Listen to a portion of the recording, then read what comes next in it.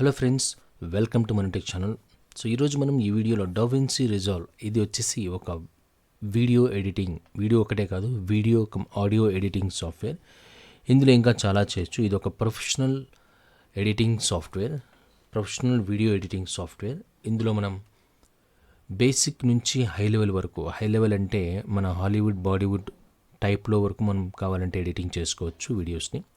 But మనం ఇక్కడ ఏం నేర్చుకుంటున్నామంటే బిగినర్స్కి, ఫస్ట్ అంటే ఇప్పుడిప్పుడే వస్తున్నటువంటి యూట్యూబర్స్కి, కంటెంట్ క్రియేటర్స్కి ఒక వీడియో బేసిక్ లెవెల్ నుంచి ఒక ప్రొఫెషనల్ వేలో లుక్ ఇవ్వటానికి దానికి కావాల్సినటువంటి ఏ ఆప్షన్స్ ఎలా యూజ్ చేయాలో మనం నేర్చుకుంటున్నాము.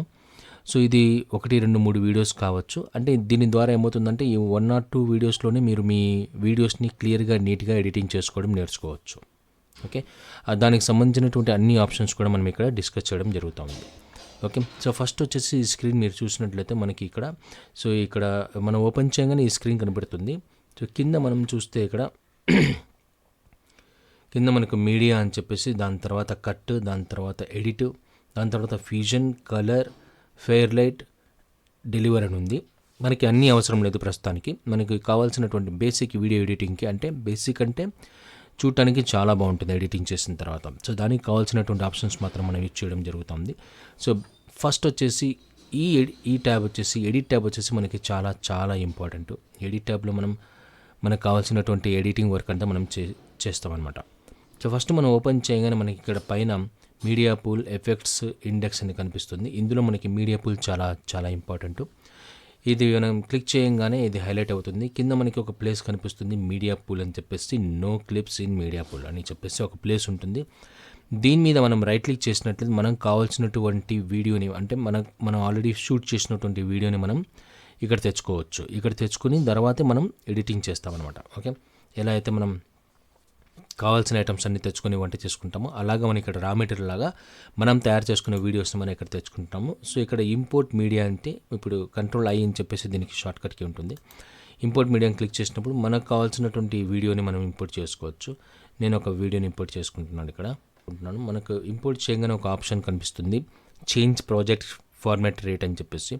ఇందులో 2 ఆప్షన్స్ ఉంటాయి, ఒకటి డోంట్ చేంజ్ అని, ఒకటి చేంజ్ అని చెప్పేసి. చేంజ్ అని చెప్తే ఏమవుతుందంటే మన DaVinci Resolveలో ఉన్నటువంటి సెటప్ ప్రకారము రిజల్యూషన్ కానీ, FPS కానీ ఏదైనా సరే దాని ప్రకారం వీడియో మనకి ఇక్కడ చేంజ్ అవుతుంది. లేదంటే డోంట్ చేంజ్ అంటే మనం షూట్ చేసినటువంటి ఆప్షన్స్ ఏవైతే ఉన్నాయో డీటెయిల్స్ అవి అలాగే ఉంటాయి. సో ఇప్పుడు నేను డోంట్ చేంజ్ అని క్లిక్ చేస్తున్నాను. ప్రస్తుతానికి మనకి ఇక్కడ వీడియో వచ్చేసింది. దీన్ని నేను ఏం చేస్తున్నానంటే ఇక్కడ మనకి I అనే ఒక ఆప్షన్ కనిపిస్తుంది. దీన్ని క్లిక్ చేస్తే మనకి వీడియోకి కావాల్సినటువంటి రిజల్యూషను, దాని తర్వాత ఫ్రేమ్ రేటు, దాని తర్వాత వీడియో కోడ్కి సంబంధించినటువంటి మొత్తం డీటెయిల్స్ మనకి ఇక్కడ కనిపిస్తాయి, డ్యూరేషన్ అంతా కూడా.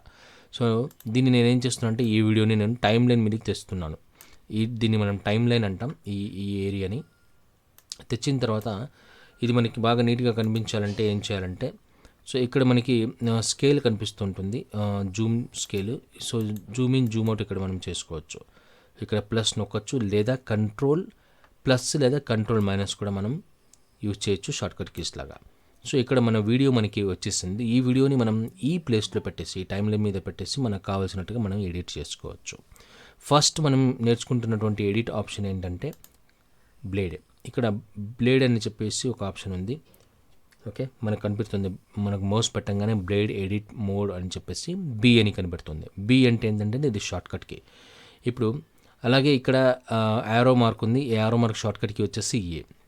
ఇప్పుడు నేను దీన్ని కట్ చేయాలనుకుంటే, అంటే మనకు అనవసరమైనటువంటి ప్లేస్ని మనం కట్ చేయాలనుకున్నప్పుడు ఏం చేస్తామంటే ఈ కర్సర్ని, ఈ యొక్క హ్యాండిల్ ఉంది కదా, దీన్ని మనం ఎక్కడ కావాలంటే అక్కడ పెట్టేసి, ఇక్కడ నేను కట్ చేయాలనుకున్నప్పుడు మనం B ప్రెస్ చేసేస్తే ఇక్కడ మనం బ్లేడ్ సింబల్ వస్తుంది మౌస్ బదులుగా. అక్కడ మనం క్లిక్ చేస్తే అది కట్ అయిపోతుంది.